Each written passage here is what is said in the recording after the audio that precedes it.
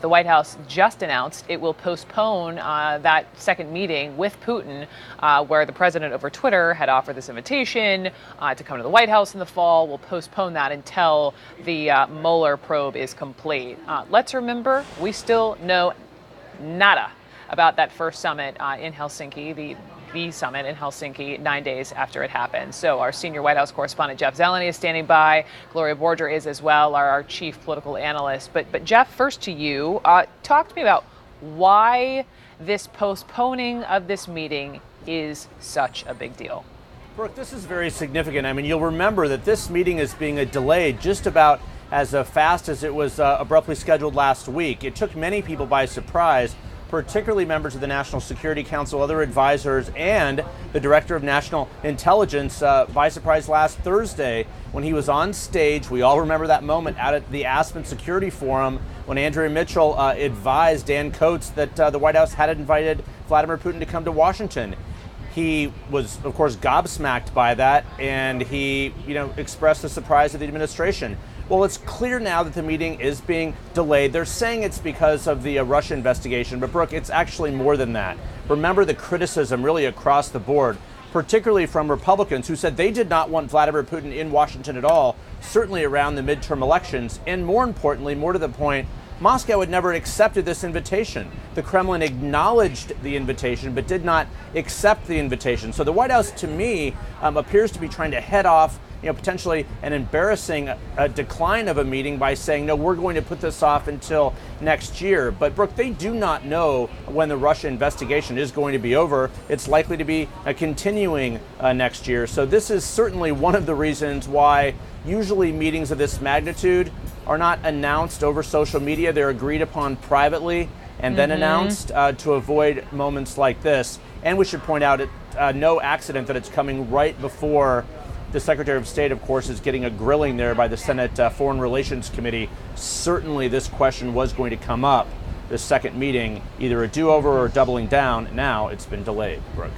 I mean, to your point about it being embarrassing, Gloria, it's like asking someone to dinner, like sticking your neck out there, asking someone who maybe isn't a favorite of your friends, and the person never responds, and they leave you hanging, and you're like, okay, just kidding, we'll have dinner next year. I mean, never mind. Right.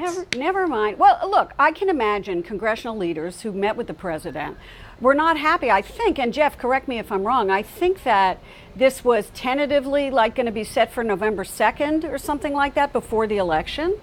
And, the optics of having Vladimir Putin here or another summit right before the midterm election is probably not something that they were thrilled with. And politically, it just didn't work for them. I think Trump wanted to do it because he was upset that people were criticizing him about his first meeting with Putin, and maybe had a little bit of a tantrum about it, who knows, and decided to have a second one. But I think other voices prevailed, and the excuse, as Jeff points out, about the so-called Russia witch hunt is very interesting to me, because we have no idea when that will be concluded. Yep. Excellent points. Let me ask the two of you to stand by, because we're looking at these live pictures inside this hearing room. Let's go to Capitol Hill, where any moment now we will see Mike Pompeo, the Secretary of State, speaking, being questioned in front of the Senate Foreign Relations Committee. So Manu Raju is our senior congressional correspondent. He's up in one of these hallways right around the corner from this hearing, and Michelle Kaczynski is there. She's our senior diplomatic correspondent.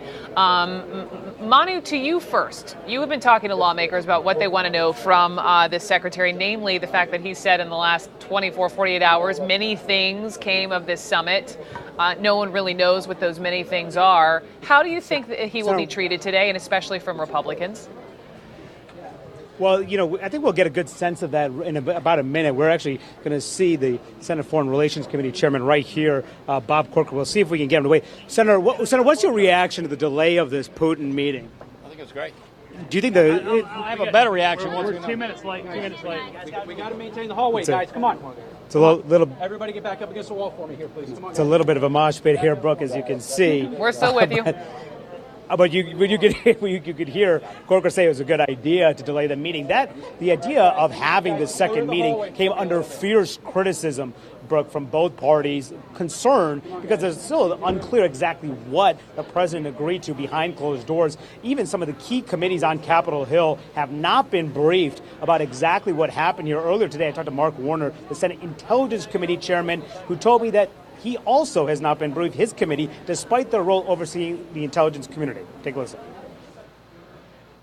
You guys haven't gotten a briefing? We have not. No, I think the Foreign Relations Committee is going to get the first level brief from Secretary of State Pompeo today. My concern is, I think Secretary Pompeo will give his straight version of the facts, but we don't know if the president even relayed truthfully to Secretary Pompeo. So that's one of the reasons why there's huge concerns on both sides of the aisle.